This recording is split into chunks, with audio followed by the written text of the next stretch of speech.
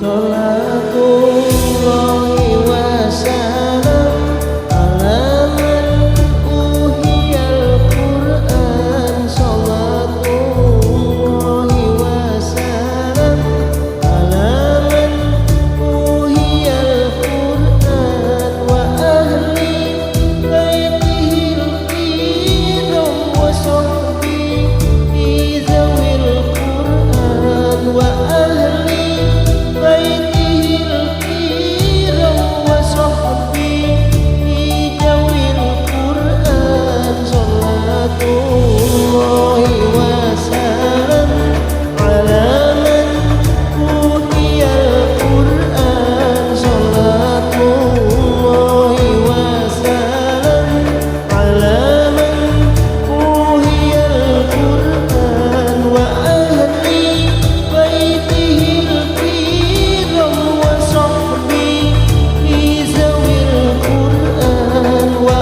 ahli baitihil kiram wa sahbihi zawil Qur'an. Assalamualaikum warahmatullahi wabarakatuh. Bismillahirrahmanirrahim. Alhamdulillahi rabbil alamin. Wa bihi nasta'in wa ala umuri dunya waddin. Wassalatu wassalamu ala asyrafil anbiya'i wal mursalin Sayyidina wa maulana Muhammadin al-amin. Allahumma salli wa sallim wa barik ala hadha an-nabiyil karim wa ala alihi wa ashabihi wa tabi'in lahum ajma'in. Amma ba'du. Faqad qala Allah Ta'ala fi kitabihil karim, surat Al-Baqarah 154.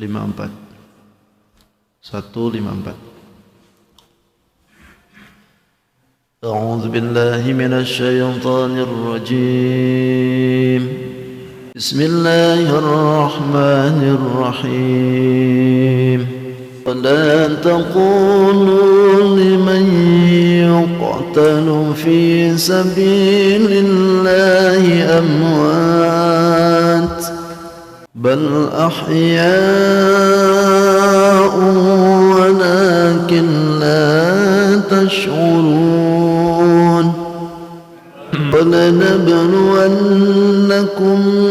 بشيء من الخوف والجوع ونقص من الأموال والأنفس والثمرات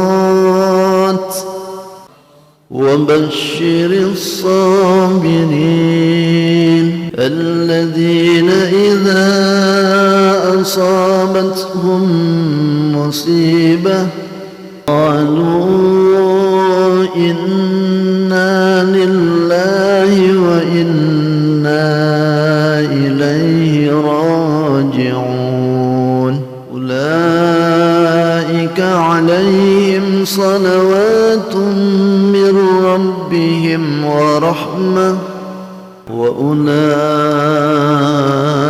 هم المهتدون إن الصفا والمروة من شعائر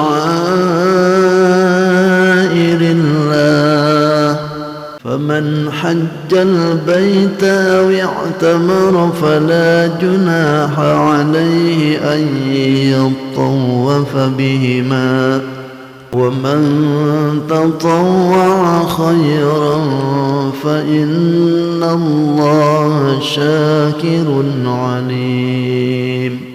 صدق الله العظيم وصدق رسوله النبي الكريم ونحن على ذلك من الشاهدين الشاكرين والحمد لله رب العالمين. Hadratul mukarramin wal mukarramat, para sepuh, para tokoh, jamaah salat subuh Masjid Al-Alaq yang dimuliakan Allah. Alhamdulillah, kita bersyukur kembali hari ini. Di subuh ini Allah masih memberikan kesempatan kepada kita guna bisa menjalankan ibadah, terutama salat subuh dengan berjamaah. Terlebih alhamdulillah hari ini kita sudah berada di hari yang ke-14 ya. Tidak terasa, itu artinya 13 hari sudah kita lewatkan bersama. Semoga Allah Subhanahu wa taala senantiasa menerima amal ibadah saum kita menerima kewajiban kita dan juga amal-amalan yang wajib, yang sunnah, infak dan sebagainya senantiasa diterima dan diridai oleh Allah Subhanahu wa taala. Yang kedua, salawat dan salam tidak hentinya semoga dibarwahkan kepada baginda alam Sayyidul Wujud, Sayyidul Mustafa wal Murtada, Nabi besar Muhammadin. Tidak lupa pada keluarganya, para sahabat, tabi'in, para tabi'ut tabi'in, sampai kepada kita tentunya. Mudahan kita pun khususan juga yang disumpul di tempat ini nanti di yaumil kiamah senantiasa diaku sebagai umatnya. Amin. Amin ya rabbal alamin. Baik, bismillahirrahmanirrahim. Al-Baqarah 154. Ini ayat terakhir 154 kemarin ya. Jadi kemarin itu sudah disebutin, ini masih bertalian dengan ayat yang sebelumnya tentang masalah sabar ya. Jadi kita ini tidak diperkenankan untuk mengatakan pada orang yang meninggal di dalam jalan Allah itu amwatun, mati secara hakiki. Karena sejatinya mereka itu di sisi Allah hidup. Bahkan bisa dibilang orang yang mati syahid itu intiqali min daril qadri ila daris sofa. Orang yang mati syahid itu bisa dikatakan itu hanya pindah aja. Pindah dari tempat yang kotor ke tempat yang bening, ke tempat yang bersih. Wa min daril hazni ila daris surur. Pindah dari tempat kesedihan ke tempat kegembiraan. Pindah saja mereka itu. Makanya secara hakikinya tidak diperkenankan mati secara total. Bal ahya'un. Bahkan mereka itu hidup kata Allah. Tidak meninggal secara kayak kita gitu. Hidup betulan mereka itu. Ya buktinya hidup sampai saat ini kan. Yang meninggal syahid itu diberikan keistimewaan jasadnya oleh Allah, diutuhkan, namanya diabadikan, bahkan segalanya pun diberikan oleh Allah Subhanahu wa taala, bahkan darahnya pun kadang-kadang tidak dihapus dari badannya itu. Itu kehebatannya ahli syahid itu. Walakin la tash'urun, tetapi kalian tidak tahu kata Allah. Kebanyakan kita tidak tahu apa yang menjadi rahasia Allah. Kemudian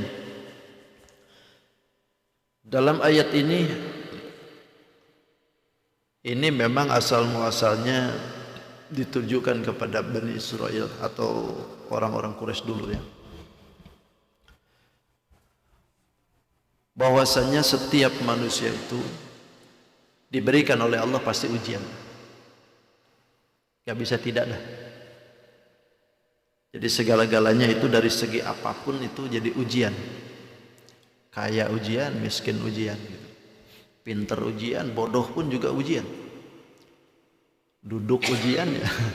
Jalan pun juga ujian. Kata Allah, bismillahirrahmanirrahim, wallahu a'lam bi haqiqatil murad. Wa lanabluwannakum bisyai'im minal khauf wal ju'i wa naqsim minal amwali wal anfusi was samarat. Wa lanabluwannakum. Pakai lam litaukid ini. Lan mu'atiyah turut kepada huruf qasam yang dibuang. Asalnya mahdhufnya wallahi lanabluwannakum. Demi Allah. Lanabluwannakum, sungguh kata Allah, kami akan uji kalian. Berarti kalau awalnya adalah para sahabat, awalnya adalah orang-orang yang dulu, sekarang mereka sudah tidak ada. Lalu ayat ini untuk siapa? Berarti kita nih. Lanabluwannakum kata Allah, sungguh kita ini akan diuji oleh Allah. Dengan apa? Bisyai'in, dengan sesuatu. Minal khauf, min lil bayan, artinya menjelaskan syai' itu apa sih? Pertama, minal khauf, diuji dengan rasa takut. Ketakutan kita kadang-kadang tidak mau bergeser. Takut serangan musuh, takut sengsara, takut gagal, takut apa lagi? Takut setan itu sama juga. Pokoknya rasa takut dah. Segala sesuatu ada perasaan takut. Apa-apa tuh takut aja. Nah, ketakutan itu adalah ujian yang tanpa disadari oleh kita bahwa penakut itu adalah ujian. Sampai mau ke WC aja kan diantar tuh. Itu ujian. Sampai ada orang yang takut nggak mau makan nasi dari tahlilan karena takut, lah buat takutnya nyampe. Entah apa gitu orang. Pokoknya nggak mau makan dari hasil tahlilan. Bukan karena benci tahlilan, karena dia juga ikut tahlilan. Cuman kalau dikasih nasinya, takut dia. Kolesterol apa-apa. Pokoknya takut aja gitu. Ada yang begitu. Jadi rasa ketakutan yang berlebihan itu ujian itu. Ya takut manusiawi, Bang. Tapi jangan berlebihan takutnya. Ada orang tuh dulu sampai ketakutannya itu berlebihan itu di rumah sendirian aja kada berani. Di rumah itu sendirian nggak berani. Mesti aja ada orang yang gampingi itu. Kalau macam begitu hidup tuh sengsara tuh, Bang. Di rumah aja sendirian kada berani. Apalagi keluar itu. Diuji kata Allah begitu. Lanakhbirannakum ayyuhal mu'minun. Sungguh kami akan uji kata Allah, wahai orang mukmin. Makanya pantas ya, mukmin itu kan dunia ini adalah penjaranya. Ad-dunya sijnul mukminin. Dunia ini adalah penjaranya orang mukmin. Wa jannatul kafirin, dan surganya orang kafir. Kenapa disebutkan begitu? Karena memang orang mukmin ini diberikan oleh Allah rasa-rasa takut, apa-apa takut itu. Tapi kalau seandainya mukmin itu jadi surganya duniawi, walau kana al-mu'minu fi ghayatin na'imiha wal kafir fi ashaddi dhayqiha. Kalau mukmin itu jadi tujuan yang terpentingnya adalah duniawi, bahkan keduniawian itu puncaknya aja di orang mukmin misalkan. Maka kalau terjadi macam seperti itu, di kafirin itu jadi puncaknya kesempitan hidup mereka. Kalau mukmin itu bisa menguasai dunia, mereka bakal sempit sebetulnya hidup tuh. Kalau Allah bukakan keduniawian itu, kepuncakannya adalah untuk orang mukmin.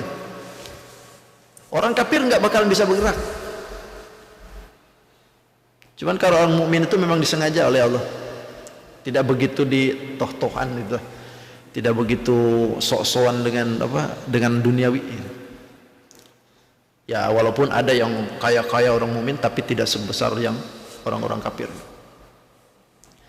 Makanya tidak heran kalau seandainya apa yang terjadi sekarang yang konglomerat itu dunia, termasuk konglomerat garis dunia gitu, itu rata-rata orang kaya-kayanya bukan muslim.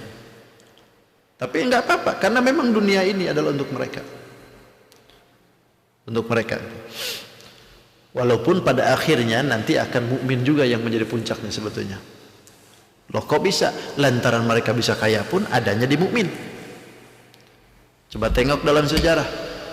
Bukankah segi kekayaan dunia ini kebanyakannya di mukmin? Minyak ada di negara muslim. Emas perak ada di negara muslim.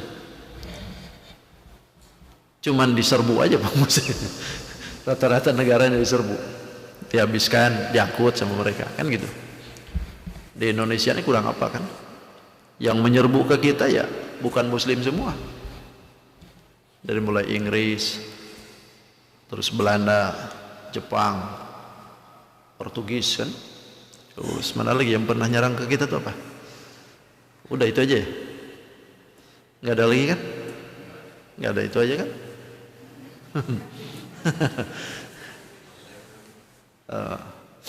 Jadi intinya semuaan adalah kafirin. Gak ada yang mukmin begitu. Karena orang mukmin nggak mungkin nyerang-nyerang orang.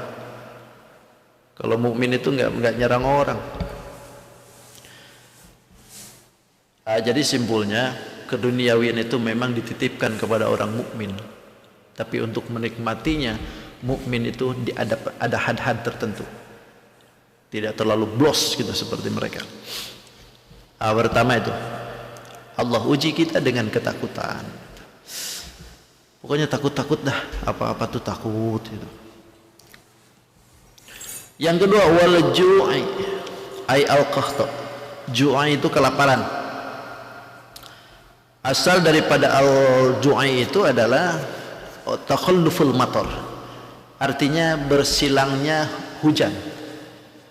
Itu yang pangkal daripada timbulnya kelaparan. Yang harusnya musim hujan malah jadi musim panas. Yang harusnya ini adalah musim semi, ini malah kebalikannya. Nah, itu yang terjadi jadi seperti itu. Itu asal muasalnya seperti itu. Tapi yang dimaksudkan ini adalah kelaparannya maksudnya. Allah uji kita dengan kelaparan. Dan alhamdulillah kalau di kita ya, alhamdulillah bersyukur kita masih banyak makanan, banyak minuman kita. Bersyukur walaupun kita ini secara kesat nyatanya sebetulnya kita kan yang tiap hari adalah beras ya. Tapi sawah-sawah di kita tidak mencukupi sebetulnya untuk kebutuhan kita itu ya. Kita disuplai dari luar kan, dari Jawa, dari Sulawesi gitu datang ke sini. Coba andaikan Allah stop dari Sulawesi karena turun-turun, kita ngandelin Tenggarong. Tenggarong sawahnya cuma berapa hektar aja, atau di Anggana berapa hektar aja.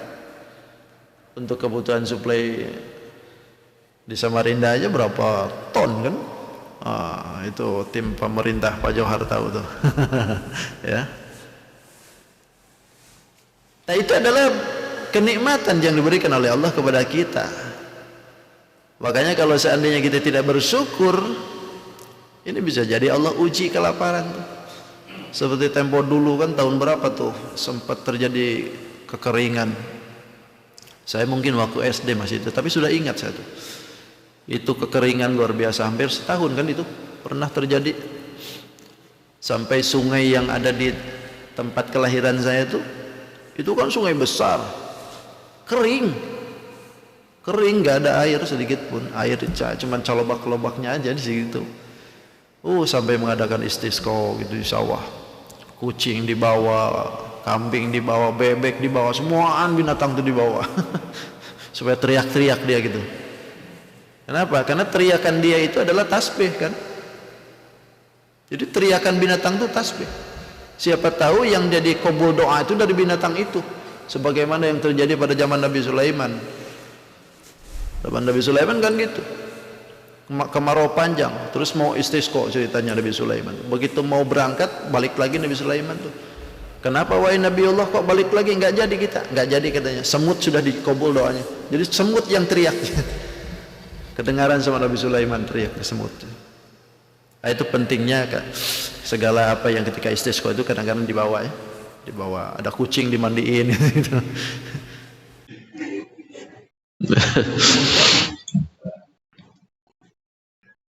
Tahu baru segitu aja tuh kita kelang kabut tuh waktu itu tuh luar biasa. Sampai makan itu makan gadung, tahu gadung lah,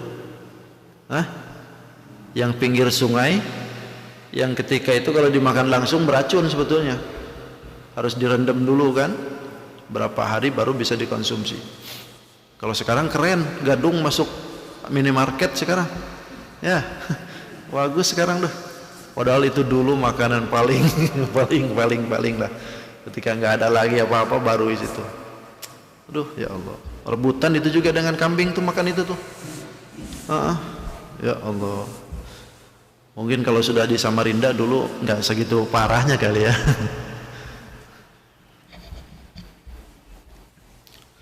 Nah itu diuji macam seperti itu.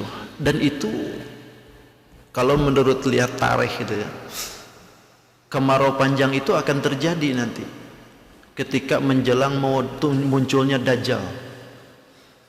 Itu mau menjelang Dajjal muncul tuh kemarau panjang itu. Ada nyebutan 2 tahun. Aduh, ya kebayang itu. Jadi munculnya Dajjal itu dalam keadaan ketar-ketir, sudah dunia kacau balau gitu. Lalu dalam keadaan kelaparan di mana-mana, timbul Dajjal. Yang banyak Dajjal ini diberikan keistimewaan oleh Allah tuh. Ketika kata Dajjal, turun hujan, hujan turun. Kambing kurus, gemuk, gemuk gitu. Pengen apa dikabul. Siapa yang nggak pengen ngikut yang begitu kan? Akhirnya pada banyak tuh yang ikut ke Dajjal tuh.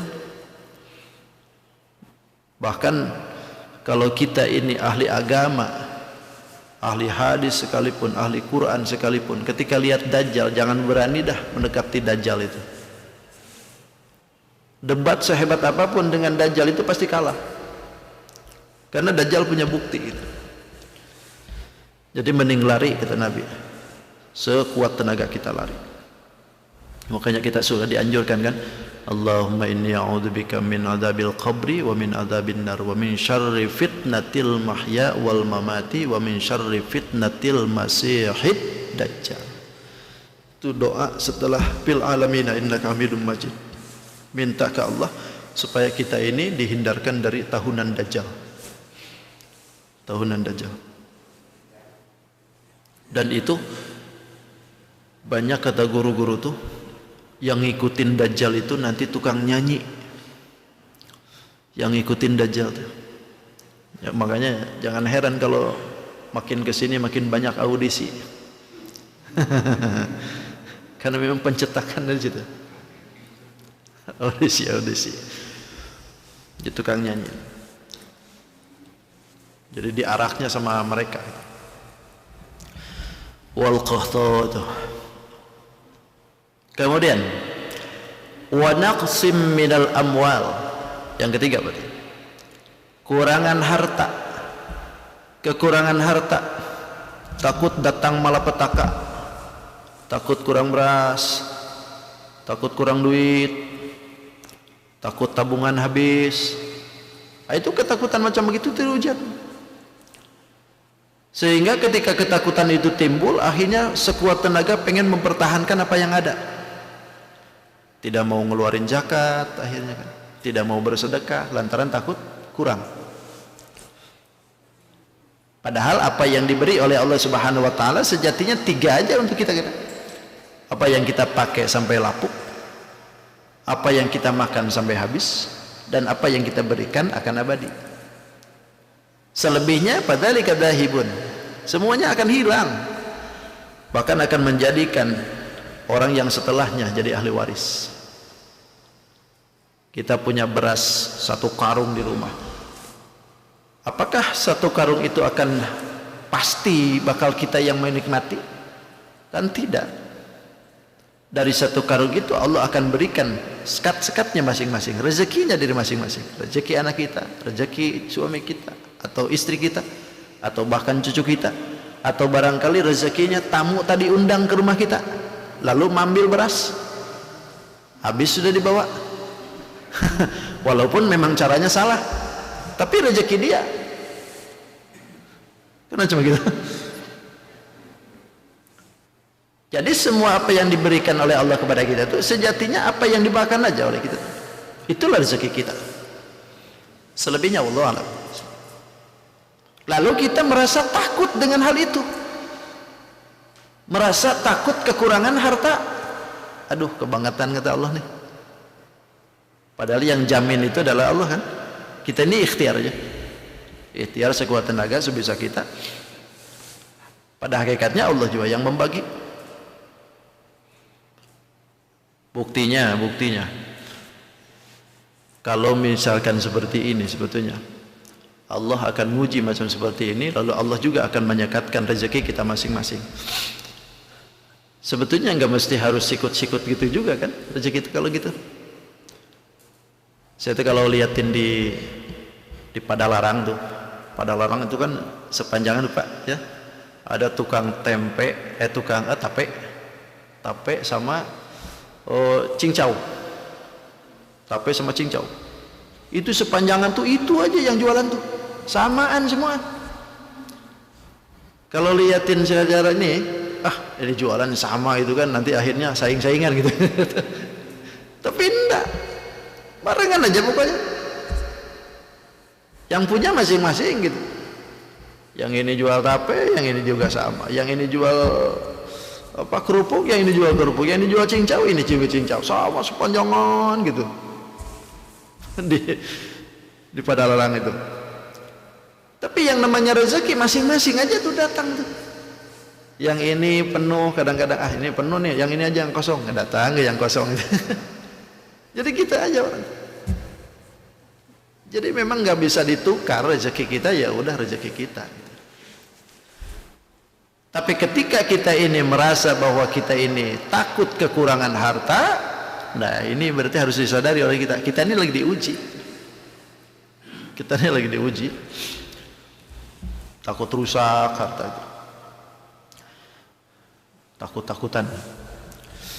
Kita punya sesuatu takut rusak, ya tetap aja duniawi itu rusak juga. Punya mobil mewah, ujung-ujungnya rusak juga, tetap rusak aja, tetap didiamin terus rusak, dijalanin terus juga rusak. Apalagi kalau di jalannya kalau nggak nabrak kita yang ditabrak kan gitu di jalan tuh. Terus kok yang penting nggak usah takut-takut gitu, jalan aja dah. Yang keempat, wal anfus, takut kekurangan jiwa. Artinya takut terbunuh, takut mati, takut badan sakit. Itu ketakutan. Takut corona, itu ketakutan tuh. Sampai kemana-mana tuh pakai 7 lapis masker. Gusti Nu Agung. Ya, akhirnya betulan mati. Gara-garanya bukan corona, masker. Coba, ketakutan macam begitu. Sampai di dalam mobil aja 3 lapis, sendirian di dalam mobil. Saya hebat benar corona nih. Lewat angin. Jangan juga ketakutan macam begitu.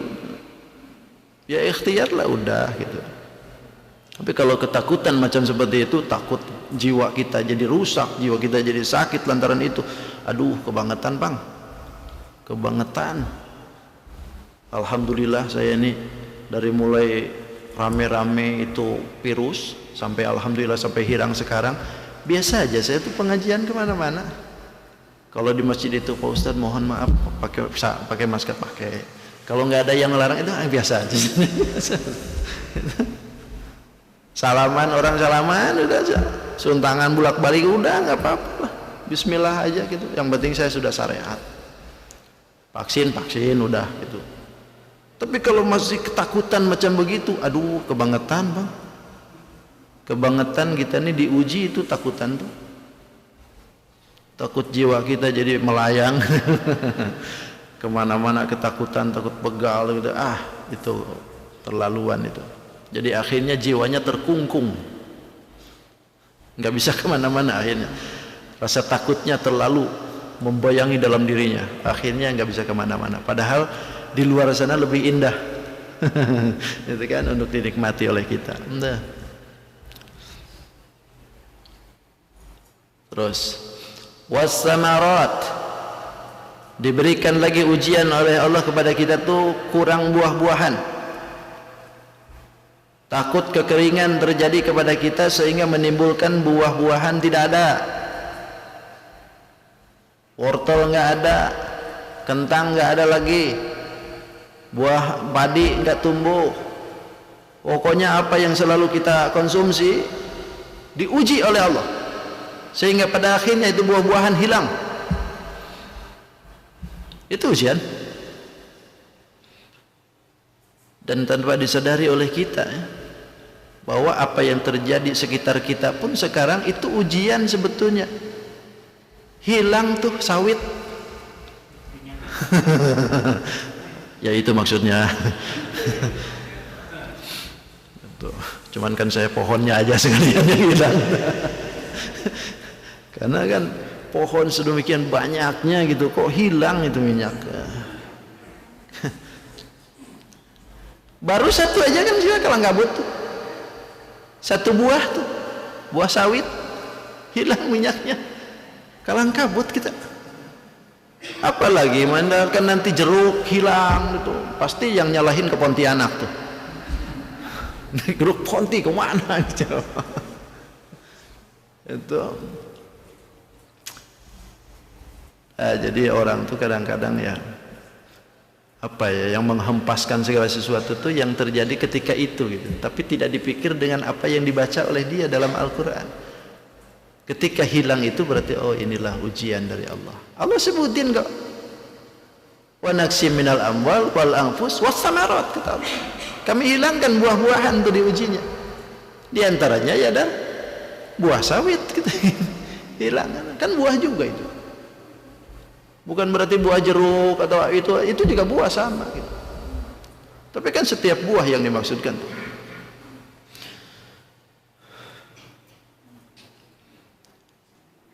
Makanya kata Allah, ketika diuji macam seperti ini, wa basyiris sabirin. Basyir. Kalimat basyir itu satu warta atau satu berita tentang kegembiraan. Wa basyiril as-sabirin. Beri kabar gembira, kata Allah, kepada orang-orang yang sabar. Sabar yang di mana maksudnya? Yang ketika diuji macam tadi. Diuji kita ini rasa takut juga sabar. Ketika diuji kita ini ada kekeringan juga sabar. Juga diuji kekurangan jiwa, kekurangan harta, bahkan kekurangan samaro. Sabar gitu. Menghadapi semua itu disabarin oleh kita. Yang mana orang sabar itu alladzina idza asabathum musibah. Orang-orang yang ketika tertimpa kepada mereka itu musibah, qalu, dalam perkataannya, inna lillahi wa inna ilaihi raji'un. Kalimat ini bukan untuk yang mati aja. Hilang minyak itu juga inna lillahi. Gitu maksudnya. Bukan teriak-teriak ke pusat.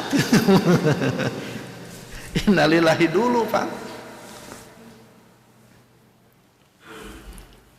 Jadi orang yang bersabar itu idza asabathum musibah, ketika tertimpa dirinya musibah, qalu, berkata, innalillahi wa inna ilaihi raji'un. Ini kalimat istirja disebutnya.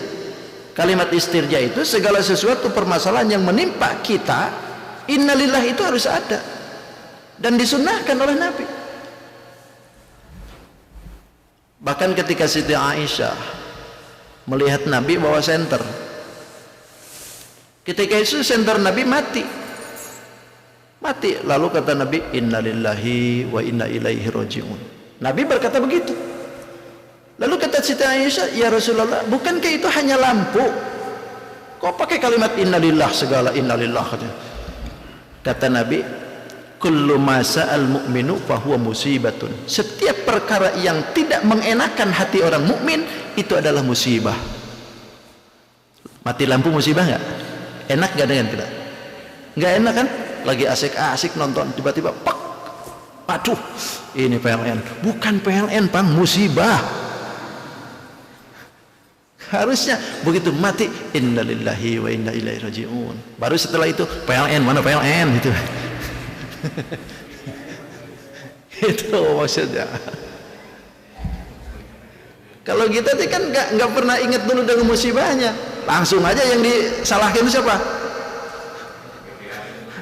Mati lampu, oh KDM.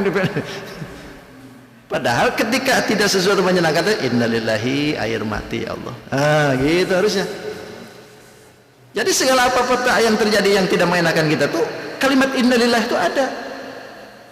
Memang harus begitu. Bahkan ketika kita kehilangan, ya innalillahi wa inna ilaihi raji'un, baru doa Allahumma ajirni min musibati wa khuluf alayya khairan minha, gitu. Ya Allah, Allahumma ajirni min musibati, ya Allah, aku ini kena musibah, ya Allah, ajirni min musibati, gantikanlah musibahku ini, min musibati khairan, yang lebih baik lagi. Jadi minta ke Allah ketika ada sesuatu yang hilang itu, minta oleh Allah digantilah yang lebih baik. Bukan marah-marah. Istirja dulu gitu. Istirja, balik ke Allah. Karena walikulli musibatun dawaun. Setiap musibah itu ada obatnya. Illal maut memang, kecuali mati. Musibah mati nggak ada obatnya. Musibah mati nggak ada obatnya. Segala musibah yang ditertimpa kepada kita itu ada obatnya. Artinya jalan keluarnya ada. Gak mesti sesuatu yang tidak menyenangkan buat kita tuh lalu kita mengakhiri hidup loncat dari mahakam. Ini salah kaprah. Dia pikir nggak ada obat gitu dari musibah itu. Enggak. Jadi musibah itu bukan hanya bencana-bencana yang seperti kita lihat gitu ya. Sesuatu yang tidak menyenangkan buat kita aja gitu. Itu musibah. Hatta mati lampu aja sampai menjadi musibah gitu. Tidak menyenangkan buat kita. Datang ke rumah tiba-tiba bini cemberut aja. Oh, innalillahi wa inna ilaihi raji'un. Kenapa innalillahi? Kok baru hidup? Ah, musibah banget. Sampean cemberut itu musibah. Itu musibah itu macam begitu. Jadi pokoknya yang tidak mengenakan kita dah. Itu musibah. Lagi jalan pakai sendal jepit, putus sendal jepitnya. Innalillahi itu. Innalillahi wa inna ilaihi raji'un. Berkata ke Allah, ya Allah, sendal jepit putus. Kata Allah, nanti aku ganti, Bang. Gitu. Jadi apa-apa tuh innalillah dulu. Istirja disebutnya, istirja. Dan kalimat ini sebetulnya innalillahi wa inna ilaihi raji'un itu khusus bagi kita sebagai umat Nabi Muhammad. Karena kalau nabi-nabi yang dulu ketika ada musibah tidak berkata innalillah. Seperti misalkan Nabi Ayub alaihissalam ketika kehilangan Nabi Yusuf alaihissalam. Beliau malah berkatanya bukan innalillah tapi ya asafa, aduh kemalanganku. Nabi Yusuf hilang. Ya asafa, ya asafa. Tapi kita ini bukan itu kalimatnya. Ketika tertimpa musibah itu kalimatnya adalah innalillahi wa inna ilaihi raji'un. Jadi ini khusus untuk kita. Kita sebagai umat Nabi Muhammad ya tentu harus memegang ini apa-apa musibah. Baik hilang harta, kehilangan jiwa, kekurangan sesuatu, lalu ada sesuatu yang mengkhawatirkan, itu adalah musibah. Innalillah. Jadi intinya walikulli syai'in idza farraqtahu audun. Setiap segala sesuatu itu ketika engkau pisah dari itu audun, ada penggantinya. Walaysa lillahi in faraqta min audin. Tapi tidak jika engkau pisah dengan Allah tidak akan bisa ada gantinya. Artinya kalau kita pisah dengan harta ada lagi nanti juga. Tapi kalau kita ini pisah dari Allah enggak ada gantinya. Yang penting Allahnya dulu. Ketika harta kita hilang ya udah, yang penting Allah nggak hilang gitu. Nanti juga diganti lagi oleh Allah. Salah satu bukti, saya punya kawan dulu habis diborgol sama maling, habis semua. Bahkan saking maling itu apa ya, obat-obatan aja dibawa, jam dinding aja dibawa, saking ininya gitu, saking sadisnya. Kebangetan gitu rakusnya. Jangankan duit semua dibawa, baju-baju dibawa, itu rampoknya kayak bawa mobil truk kayaknya itu dibawa semua. Habis begitu datang dari jauh tuh ke rumahnya kosong itu semua. Tapi yang namanya harta kan memang pada waktu itu pahit dia, tapi setelah berjalannya waktu wah sekarang jadi luar biasa. Bukan jam dinding lagi sekarang, jamnya pun yang brung tang jam lagi. Kalau dinding yang dulu ini paling jam biasa aja. Begitu diganti oleh Allah jamnya jadi jam duduk itu, nah, jam Jerman itu. Itu cara Allah tuh begitu. Jadi yang berarti istirja dulu.